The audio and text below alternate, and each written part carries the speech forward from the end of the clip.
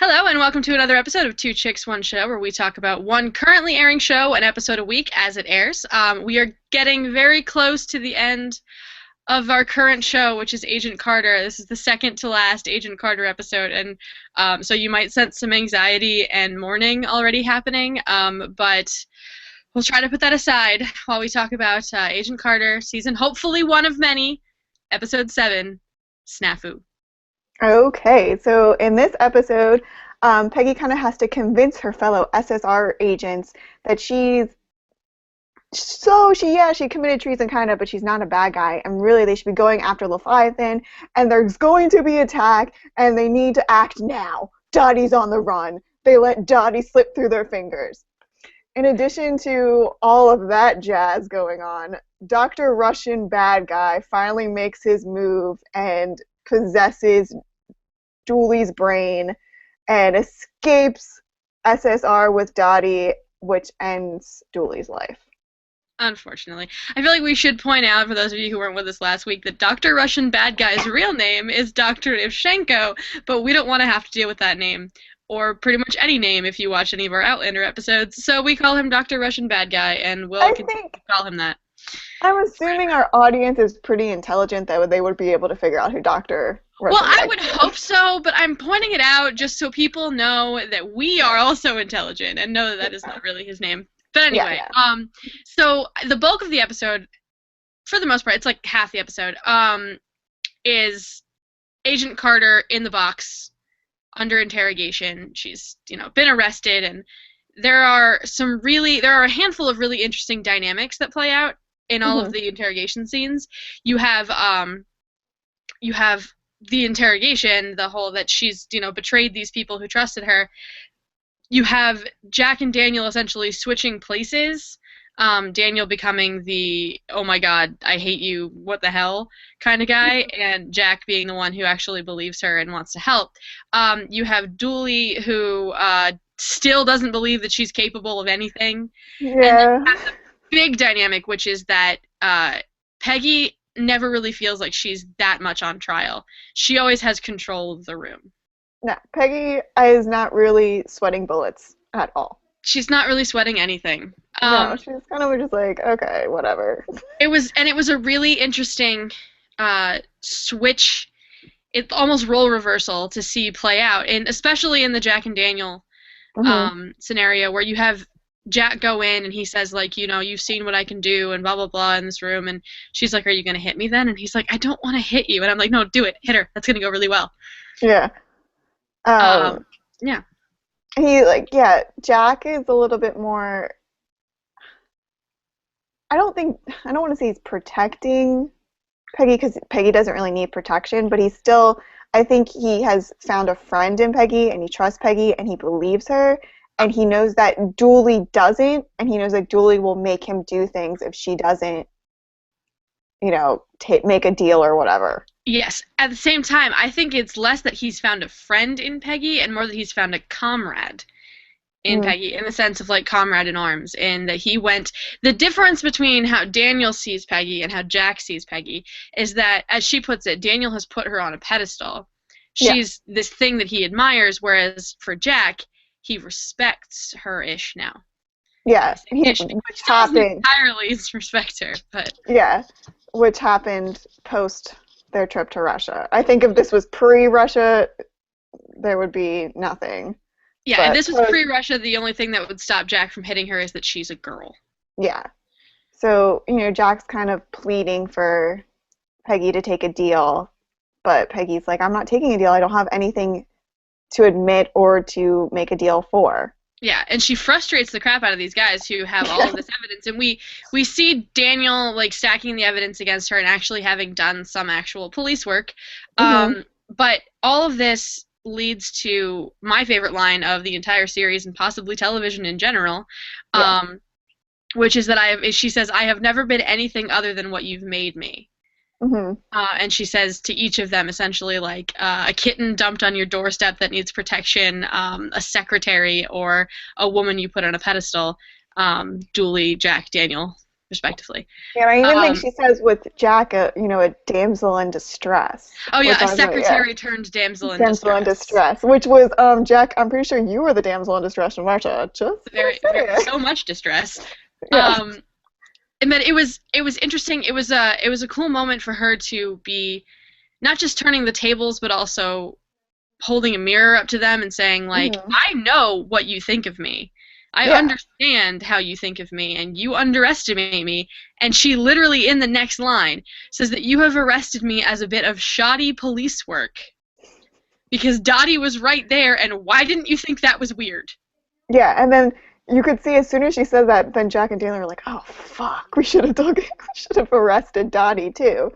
It's just Yeah. like they're always just so many steps behind Peggy, and we even see that again in the episode. We'll discuss it later, where there's just like you just want to hit them on the back of their heads. Like, come on, think. Yeah, exactly. And it's interesting because like Jack and Daniel, because they have different opinions of Peggy from working with her. Daniel respecting her and then feeling betrayed by her. Jack coming into respecting her so he doesn't see her capability as much of a stretch. Their different opinion of her from Dooley, I think, is also what spurs them to start changing their mind. They don't officially change their mind until later, Hmm. but it still takes Dooley even longer to Yeah, change his, and until it's essentially too late.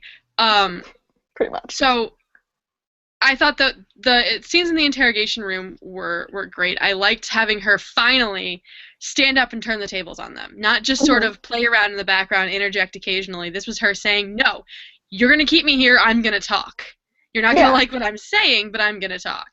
Hmm. And it was really well written dialogue, and I really liked it. Very cool. And Go ahead. I was gonna say the interrogation pretty much stops with the arrival of Jarvis. Oh, Jarvis. Jarvis, and I was right. Those ladies controlling the telephones know what's going on.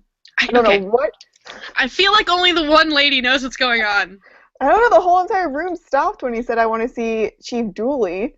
Maybe. I don't I'll have to rewatch it. But that scene still struck me as she was trying to keep him quiet because the ladies didn't know. But whatever. Jarvis marches into the phone operating center and says, "I would like to go to the SSR, please." And she's like, "What are you talking about?" And so he makes his way down to the SSR with Howard Stark's confession. Yeah. Um, saying that he will trade. Howard will arrive later and sign the confession if Peggy and Jarvis are released. Which, of course, he's not going to because Jarvis has forged this confession and Howard Stark is not coming. Yeah, and Jarvis actually doesn't know where Howard Stark is. I'm pretty sure Not, he's been unreachable. So. yeah, pretty much. And he doesn't really think any further than that. Yeah. He only thinks up to the point where he's there with the confession. He's going to get Peggy out. He doesn't think once we leave and Stark doesn't show up, that's Yeah. going to make things a whole lot worse. Which Um, makes Jarvis the cute Jarvis that he is. He's yeah, and really. that's what we love about Jarvis, where he's like, I don't want to be, oh, fine. Yeah. All the time. And I love the Jarvis character. I love how they've written him, and I like that we get to see them go back to the first couple episodes, because over these last few episodes, there's been a schism Hmm. between them, and I like that we got back to the buddy cop comedy that Yeah. of Peggy and Jarvis, but getting a little ahead of ourselves because in the time between Jarvis's arrival and them being buddy cops again, Peggy discovers, she's the only one to discover that Dr. Russian Bad Guy is in fact Bad Guy. This is so.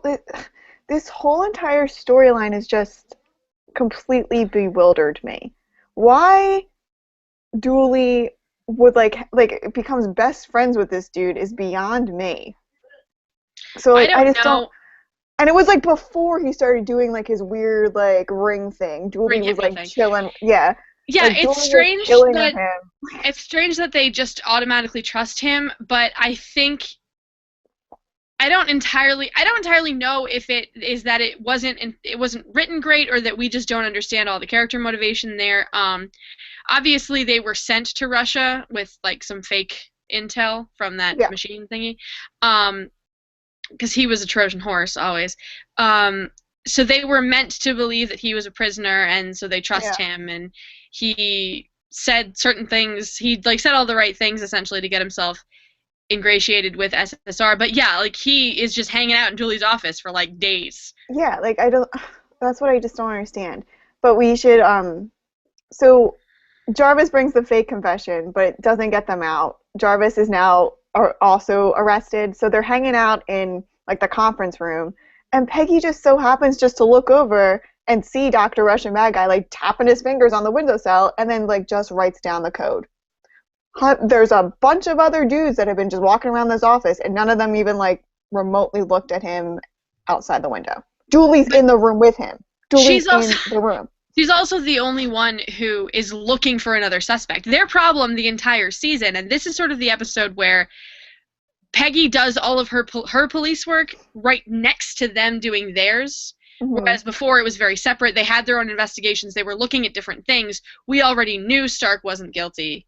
So we didn't care what they were doing anyway. We weren't looking at them. But now, since they're all investigating the same thing, she's doing her work alongside them, and we sort of see how bad they've been as cops up until this point. Well, it's like, I understand that like, they were investigating Stark maybe 3 episodes ago. Julie has not believed Stark has been responsible for at least 2 episodes, and he's been hanging out with this guy. So I don't know. I still think Julie fucked up big time. Oh, he totally did. And that I think is the point of this episode, is to point out that no one is looking for someone else. They think they have their person in Peggy. No one is looking at anybody else. Peggy, of course, is looking everywhere else because she knows she's not the culprit. Yeah. But I think it just points to her being better at their jobs than they are. She's just better at everything. She's just better at literally everything. So Peggy is the one that sees him actually tapping and thinks, that seems very strange. Oh, look, it's Morse code. Yeah, and she, figures out what he said. She figures out that Leviathan is coming. Done. Yeah, 90 minutes. An exact time. Yeah, well, we have to get all this information. This is a spy drama after all. And I do like that the TV show doesn't entirely give up on its comic book origins, and that it lets some of the cheese stick around, just like Captain America did. Yeah, you need cheese. Everything needs cheese. Everything needs cheese. Cheese is delicious. Yeah, cheese.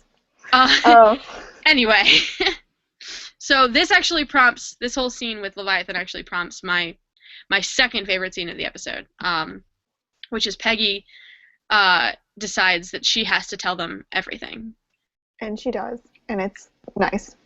And it's nice for Peggy to finally get everything. I think it was just like a real nice, like almost like a therapy session. Like, here's it all.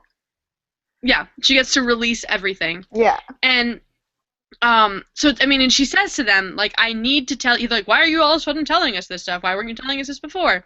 She's like, because I need you to believe me when I tell you that someone you trust is lying. Which is actually literally a line almost that they used in this season of Agents of S.H.I.E.L.D. And I'm going to keep drawing comparisons, where Ward tells Skye all this stuff because he says he needs her to believe him. So it's obviously a narrative device that they're going to be using in other Marvel properties. But it was interesting. It was nice to see her tell them everything, but then since they still don't entirely believe her because she's telling them something that they don't want to believe, she finally makes this one big gesture, which is that she gives them the vial of Steve's blood. And I love that scene. Yeah, the whole scene is they don't know what the hell's in the orb. No one knows what's in the orb. I think Jarvis, I believe, knows what's in the orb. Jarvis knows, yeah. Yeah. So, like, Dooley's holding is like, if I press this button, is everything gonna explode? Like, like, typical. What is it? Explode, implode? Yeah, what's it gonna do? And so she opens it, and, like, out comes the vial of blood, and they're still kind of like, oh, what is this? What is this liquid? And then she goes, that is the last vial of Captain Steve Rogers' blood. Don't ever do a British accent again. That wasn't really, I don't know what I was doing. I don't know what you were doing either. It was like robot Peggy Carter. Yeah, she gives them Steve's blood, and I loved that scene because it twisted the knife for those of us who are like so sad they didn't get a future, and it also really I liked the way that she played it because she's in as much as she said going into that whole thing where she stole the vial and hid it away, she says, like, I can't let this be in the hands of the American government. I can't let it be in the hands of Howard Stark because they will, distort it and extort it and turn it into some sort of weapon or make other super soldiers or do bad things. And in as much as I think she wanted that, she was also holding on to the last tangible piece of Steve Rogers, and now she's given it up. Yeah, I think I agree with you. I think it was, more protecting it from people that could get, bad people that could get their hands on it. But I think it was also, it's the last piece of Steve she has. And the way she looks at this vial of blood when she's telling them what it is, it's like she's looking at Steve again. And you're just like, oh my God. It was like literally someone punched you in the stomach. That's how, like, you felt. Because it was just, the way, like, I've never seen someone look at, a liquid like that before. Like, I don't even know. I haven't even seen people look at other people that way before. It was amazing. It was, like, goosebumps worthy. I was just like... No, it was great. And I don't get moved very often by scenes, but I loved that scene. I will probably recall it every once in a while because it was really well performed. Props to Haley Atwell for that one. I know. It was just like, oh my God. Yeah, the way she just... Yeah, they ramped up the intensity with the Leviathan will be here in 90 minutes, and then they just hit you with the gut punch. Yeah. And then they don't linger on it. It's bam, it's right back into it. Yeah, it was just like, I think it went right to commercial break, and then it went back to now Jack and Daniel are scoping the building that's across the street for Dottie. Now this is the moment that they finally believe her. Yeah. So now... but I feel like we did jump one more line that I really liked, which is the second time that she calls them out on the way that they've treated her, and she says, I can't remember what Dooley asked, but she says, because unless I have your reports or your lunch order, you don't see me. Oh, I forget what she said. I can't remember what that was in response to. I think it was like something like, how did you get away with doing all this? And she goes, I'm kind of, unless I'm doing this and this, I'm invisible to you. He says, how did one woman outsmart a team full of agents? Yeah, and she goes, well, how do you expect us to believe that one woman outsmarted a team full of agents? And she's basically like, yes, I do, because you don't care about what I do. Yeah. Much in the same way that they're looking the other way with Dr. Russian Bad Guy, they are also looking the other way with Peggy, because they don't believe and they don't follow up on things or look at things that they don't believe are worthy of their time. Yeah. Sort of the theme of the episode. So yes, now Jack and Daniel finally believe her, at least believe her enough to go and investigate Dottie. Dooley still doesn't entirely believe her, but he's sort of warming up to the idea. He tells Jack and Daniel to go across the street. It wasn't like they just went by themselves. Right. But I still think that, like, whereas they, like, I feel like they have a moment where Jack actually asks Daniel, but do you believe her? And he says yes. Yeah. And then Jack says, I do too. Yeah. So they're finally sort of like a team-ish. Yeah. Yeah. But that is also the moment Jack Daniel. Jack Daniel. Yes, Jack exactly. Daniel? That is also the moment where Dr. Russian Bad Guy strikes. Yeah, so Jack and Daniel go across the street. Jack is like, if you see this girl, shoot to kill, because I saw what a little girl could do. Just imagine what they're like when they're grown up. And Daniel's like, okay, dude, chill. So they're scoping the floors where Peggy and Jarvis are still in their separate room.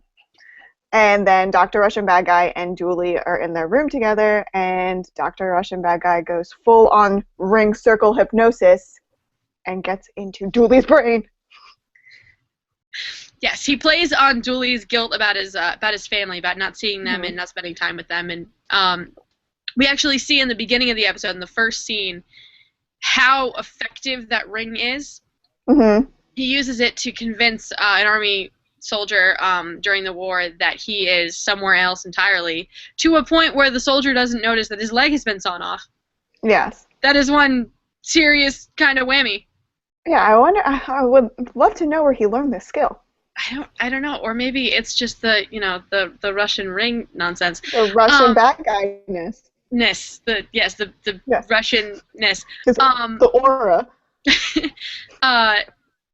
And so he hypnotizes Dooley, and we don't entirely know Hmm. what's going on. But Dooley does shut Peggy and Jarvis in the interrogation room, handcuffs them Yeah. to a table, um, Like that's and gonna stop leaves. them. Right, exactly. Like that's gonna stop the buddy cops. Yeah. I have to admit that I was not convinced that Dooley was actually under his spell. I felt like it would have been really interesting to see Dooley pretend like he was, and then Hmm. actually tell Peggy what's going on, and then leave, and then she breaks out, and it's all part of the plan. I was wrong. Yeah. I think we all kind of wish that would happen because I think if we didn't believe that, then we knew what was going to happen to Dooley, even though Well, you predicted it was it. always going to happen to Julie. Julie was Yeah. always going to die. It was interesting being on Twitter during the episode last night and watching everyone in the feed suddenly realize that Julie was going to die. Yeah. It was like pretty instantaneously when everyone's just like, "Oh my God, it's happening." Um, Oh crap! yeah. So Dooley Telling people takes this for 3 weeks. Dr. Russian Bad Guy into the lab, and Dr. Russian Bad Guy gets what he wants from Dooley. And there's actually a moment where I was like, oh my god, maybe he is faking, where Dr. Russian Bad Guy and Dooley are at the elevators, and Dooley still has the case of whatever the frig Dr. Russian Bad Guy wants. And he goes, I feel like I shouldn't give this to you. And I was like, oh my god, is he faking it the whole time? And then Russian Bad Guy does his ring thing and takes Dooley back, and then Dooley gives it to him, and I'm like, oh damn it, they're The so close. the really interesting part was that and I don't think a lot of people, maybe I'm wrong, maybe it's just me, maybe it was how tired I was, didn't realize that Dooley never went home. Yeah. That was all in his head. I didn't realize that until I went back Mm. and figured that out. I was because first, like when the episode ended, I was like, wait, so is did someone else go to Julie's house? No. Shut up, I've been away for a very long time. And so Dooley hallucinates that he's gone home and he's seen his family, and that's when Peggy and Jarvis decide to break out of the interrogation room in the most hilarious manner possible, Yeah. which is that they get very British to each other. Like, this is the most British scene ever. This is true. Yeah. In a show about Captain America. This is the most British scene ever. And they decide to use the table to smash through the window, and then they get through the window, and then Jarvis is like, Miss Carter, and she goes, we're still tied to a table. Yeah. Well, even before they even smashed the mirror, Jarvis was worried that someone might be standing on the opposite side. And she goes, oh, well, they might get injured. There'll be a shower of glass. Yeah, she goes, well, they'll get scattered glass on them. And then he's like, but what if they're armed? And she says, well, then we might get injured. There'll be a shower of bullets. Yeah. It's just... But while dealing with Dr. Russian Bad Guy, across the street, SSR is getting their ass kicked by Dottie, who goes down the stairwell. Who, like, parkours down the stairwell. Very Black Widow way, and escapes. Because apparently the SSR is not trained to take down a woman. Well, they underestimate women. The dude at the bottom of the stairwell is told, like, stop her, and he's holding Yeah, this is him. Like, okay. Like, I can't shoot a woman. It's a girl. Oh, my God. Dudes need to stop with the I can't hit a girl. Do you need to hit the girl? Hit the girl. Shoot them. Not to be used in domestic situations. I'm not promoting violence. Disclaimer. Oh, we've digressed a little. Anyway, if you're trying to arrest someone and they're resisting arrest, stop gender her. Doesn't matter. Okay? Stop her. My God, she is an evil maniac person who just kicked the crap out of Daniel and then parkoured down the stairs. Shoot her in the leg. I just want to say, no offense to Daniel, I don't think he's hard to kick the crap out of. Like, no offense. The actor who plays Daniel, whose last name I will never ever be able to pronounce, so I'm not going to try, tweeted at that moment, "Crutch in your face," in all caps. It was hilarious. I thought for a second, since to go on our prediction that Daniel is Hydra, this is not news to anyone, we believe Daniel is Hydra, I thought he was just going to throw the crutch and start beating the crap out of her, like, completely fine. I did too, but then that would also ruin the reveal. Yeah, and I was like, damn it! Like, I thought that was going to happen, like 2 episodes ago or last episode when I thought Every episode we think Daniel's gonna lose the crutch and reveal he's Hydra. Every episode. Because apparently it involves losing the crutch and finding out he's Hydra, not just losing, not just being Hydra. Hydra and crippled. He has to be uncrippled and Hydra. Well, at this point, I think he could be crippled and Hydra. I just thought it would be funny to see him lose the crutch and kick the crap out of somebody. Yeah. And then say, Hail Hydra. But anyway, Daniel gets the shit kicked out of him by Dottie, and then a bunch of other SSR agents get the shit kicked out of them by Dottie, and then Dottie escapes. Yeah. And is off to do nefariousness. So Russian bad guy and Dottie are both gone. They've escaped. Peggy and Jarvis manage to break themselves out, and they break into Dooley's office and find him asleep in this crazy Stark electric blanket vest. It's kind of, it looks kind of like a heating pad, but it's way worse. Way, so much worse. Oh my god. Apparently it was meant to keep you warm in cold temperatures, but it keeps you a little too warm in that you explode. Yeah, you overheat and then you just go...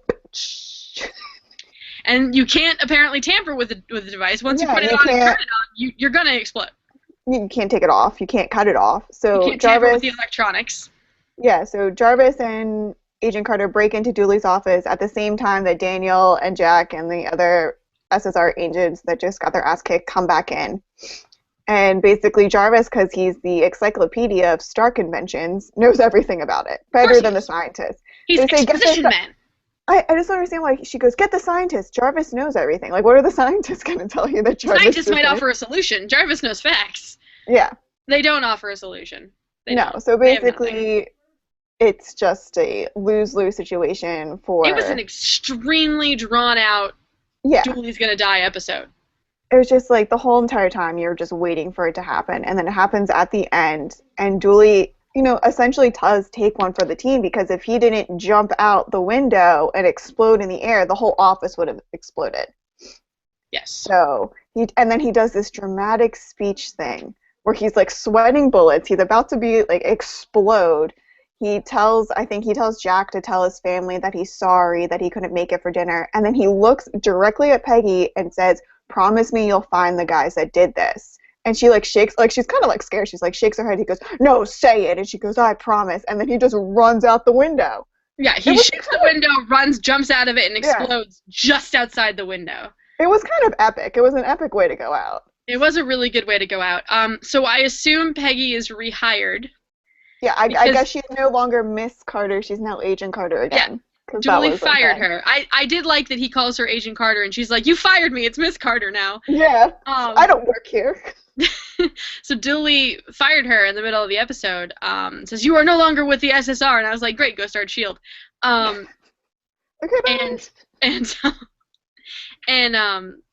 So I'm assuming she's rehired or going to be rehired. I also assume Jack is going to take over. Yeah, I was wondering, I assumed Jack would take over, but I'm assuming that Jack and Peggy are going to probably work together next week in the season finale. I think it's going to be a duel kind of thing. It's going to be Jack, Peggy, and Daniel all working together, along with Jarvis, I'm sure. I'm sure Jack will be like, we don't need to take the English guy, and she'll be like, hey, it's fine, he's helpful. Yeah, he's my friend. He's my friend. He's my friend. And my fellow countryman. But then we should, Dottie picks up Dr. Russian Bad Guy, and they do kind of a controlled experiment on the Stark item that they sold. Well, because you have to test your hypothesis before you continue. This is true. Yeah, scientific method. Education. So they take it to a movie theater. Dottie rolls it in a baby carriage, locks the people in the movie theater, and it, whatever it was. It's a gas, essentially. It's a gas that makes people hate everyone around them, and then they just beat each other to death, pretty much. It's rage gas! Yeah, that's pretty much what it is, and it's just and I just think the whole entire time that nagging wife was complaining to her husband that we're going to be late for the picture, and I'm like, that's the best thing. Not paying for parking saved your life. Yeah. So shut up, lady. Not paying for parking saved your life. So that is apparently the endgame, Leviathan's endgame, at least at this point, is to have stolen this Stark technology, and they're going to, as we saw in the preview for next week, unleash it on Times Square. Yes. The preview for next week is a little jumbled. It's going to be like an epic season finale. Peggy and Dottie face off. Howard Stark comes back and someone tries to assassinate him. Times Square is going to be under attack. So there's just going to be a lot going on. There's a lot going on. I wonder how it ends. Hopefully Jack proposes to Peggy and we get a Hail Hydra from Daniel. So. My guess is our last scenes will be Jack taking over the SSR, telling Peggy that he's gonna change things up and that she's gonna be his second in command, and maybe he asks her to a drink. She goes, "Yeah, right, in your dreams." And then Daniel meeting somebody at a bar and saying, "Hail Hydra." Yes. Because I'm going to go with they're angling for a season 2. I really want them to get a season 2, but at the same time, they've done an extremely good job with this season in that I don't necessarily need it. It'll just be awesome if we get a season 2. I'm more for, like, I'll watch a season 2. I'd be really happy if they get a season 2, but I'm comfortable with it only being one season because I don't want it to get overworked. I think this season was really well done. I think these characters were really great. I would love to see it continued, but I don't need it to be continued. I'm happy with it. If they do a season 2, I hope they do it the same place. They stick it in the middle of the first and second halves of Agents of S.H.I.E.L.D., which will get renewed, and that it's only 8 episodes. Yeah. Yeah. Agreed. Keeping it short, I think, really pushes them to do a very tight story. Mm-hmm. Like, not a moment of these episodes has been wasted, and that's one of the reasons why it's been so good. Yeah, because they're not trying to fill out 24 episodes. Right. There's no filler. There's been absolutely no filler. Mm-hmm. And it's been extremely good. So if they give them a season 2, I hope they give them 8 episodes. Yeah. And I hope it's just as epic. I really, because at the same time, and as much as I am totally fine with them being done in one season, because we were always expecting it to be a miniseries. Mm-hmm. It was always going to be an 8-episode event. I'm fine with that. They've done a great job. There's a part of me that very much wants to see S.H.I.E.L.D. begin. Yeah, I think a lot of Marvel fans, especially since the focus of the Marvel Cinematic Universe has been on S.H.I.E.L.D. the past couple of shows. Well, S.H.I.E.L.D., Agents of S.H.I.E.L.D., and then within the films, I think they want to see Peggy and Howard and whoever else, Jack, start S.H.I.E.L.D. Yeah, I agree, and I think it'd be a good place for them. I mean, because they've been tying the two shows together a little. I think it would be really fun just to see things that you can make reference to in Agents of S.H.I.E.L.D., just a nice little tie-in with everything else, but to keep it on its own, production. A nice little historical set piece for the Marvel Cinematic Universe that doesn't have a ton of bearing on what's currently going on, that can sort of exist outside of the current moment of the MCU and really just have fun, which is what Agent Carter has been so far. Yes. Good times. Plus, I just want to see more Peggy Carter. I love her, and I'm so sad that because everything is taking place in present day, we can't see her as a young person. Yeah. So, Peggy Carter is fucking awesome. So freaking awesome. Yeah. The original Lady of S.H.I.E.L.D. Yes. Now they have so many awesome badasses on Agents of S.H.I.E.L.D. and stuff, which I'm going to keep saying is a great show, even though you don't watch it and Monica doesn't like it, apparently. Okay. So anyway, that was Snafu. I think that's going to do it for this episode. It's really sad because we're only going to have one more Agent Carter episode of Two Chicks, One Show. We're only going to have one more Agent Carter episode. There will be sobbing from Kate. There will be laughing from me. Oh, you almost cried a couple times last night, so shut up. I did not almost cry, but I did get... You had feels. I had feels. I don't like that word. There were feelings. I was the one that tweeted, "Way to twist the knife, Marvel," okay? Anyway, we're going to wrap it up. That's going to do it for us for this episode of Two Chicks, One Show. Thank you guys for watching. Make sure you join us for all sorts of geeky conversation. # Two Chicks, One Show. I'm at Trisha Ennis on Twitter. She is at Kate Calabro on Twitter. And we will be back next week. Can anyone see me? Now they can. Okay. All right. And we will be live tweeting the finale next week on ABC, 9 p.m. For the final episode of Agent Carter. It's been a really fun ride, and I hope it goes out with a bang. We'll see you next week. See ya.